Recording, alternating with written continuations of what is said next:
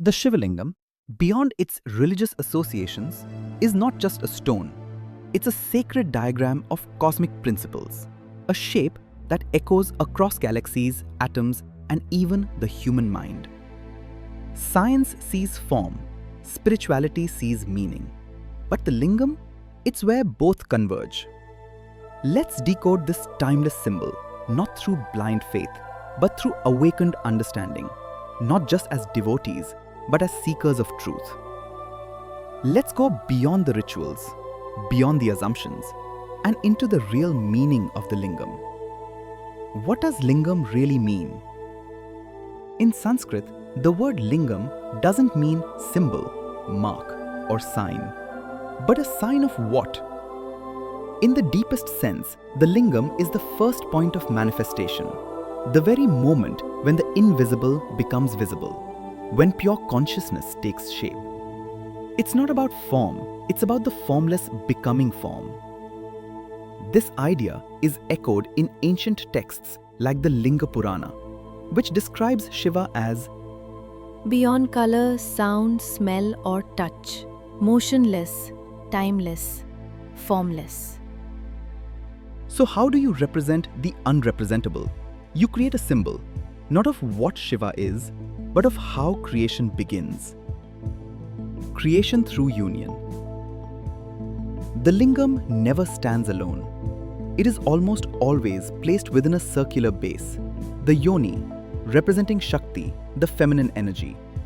Together, they are Shiva and Shakti, stillness and movement, potential and power.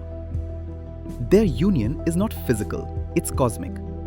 Imagine two triangles, one pointing up, symbolizing the masculine, one pointing down, symbolizing the feminine.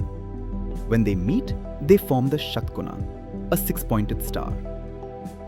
This ancient symbol reflects balance, unity, and the merging of opposites.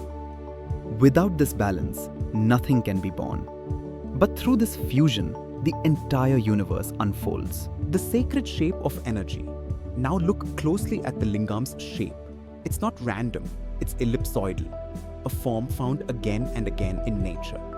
From the shape of galaxies to the nucleus of atoms, from magnetic fields to human embryos, the elliptical form seems to be nature's preferred structure for holding energy.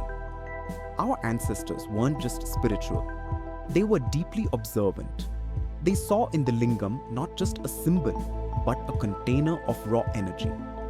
That's why rituals like Abhisheka, pouring water or milk over the Lingam, aren't just offerings. They're energetic interactions, ways to tune the body and mind with the forces the Lingam embodies. In sacred temples, the Lingam becomes a charged presence, not to worship blindly, but to experience a shift in awareness. From symbol to self.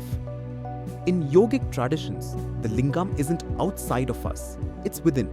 It represents the Kundalini energy, the coiled power at the base of the spine, waiting to rise through the chakras, just like the upward movement of the Lingam itself.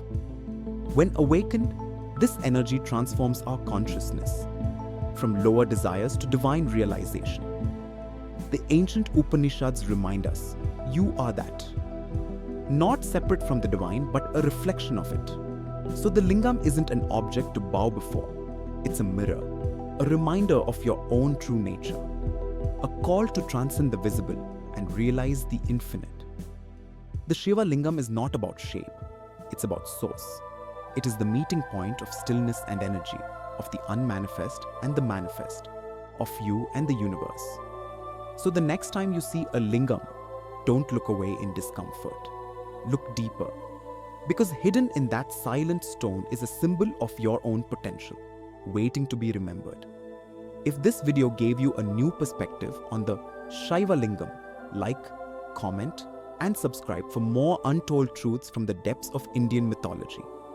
Drop a Om in the comments if you believe knowledge can break old illusions. Until next time, stay curious, stay rooted, and keep exploring the symbols of the sacred.